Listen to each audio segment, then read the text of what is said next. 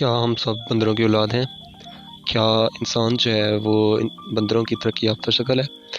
تو اکثر یہ سوال جو ہے لوگوں کے ذہنوں میں آتا رہتا ہے، اور اس کا جواب ڈھونڈنے کے لیے اکثر لوگوں کو تجسس رہتا ہے۔ تو اس کا جواب ہے بالکل نہیں۔ تو اگر دیکھا جائے کہ ہمارے اور بندر کے درمیان کیا تعلق ہے سائنسی ویو سے، تو سائنس یہ بتاتی ہے کہ ہمارے اور بندر کے اینسسٹر جو تھے، یعنی کہ باؤ اجداد جو تھے، وہ مشترکہ تھے۔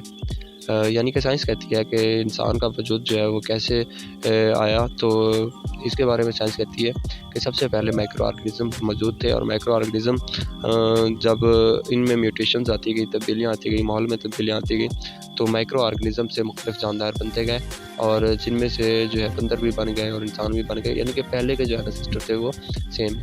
اگر اسلامک پوائنٹ آف ویو سے دیکھا جائے تو اسلامک پوائنٹ آف ویو سے انسان جو ہے، انسان کا وجود ہے وہ ڈائریکٹ وجود میں آیا ہے، یعنی کہ حضرت آدم علیہ السلام سے، اور حضرت آدم علیہ السلام سے وجود میں آنے کے بعد جو ہے مختلف اقوام پہ مختلف عذاب وغیرہ آئے ہیں۔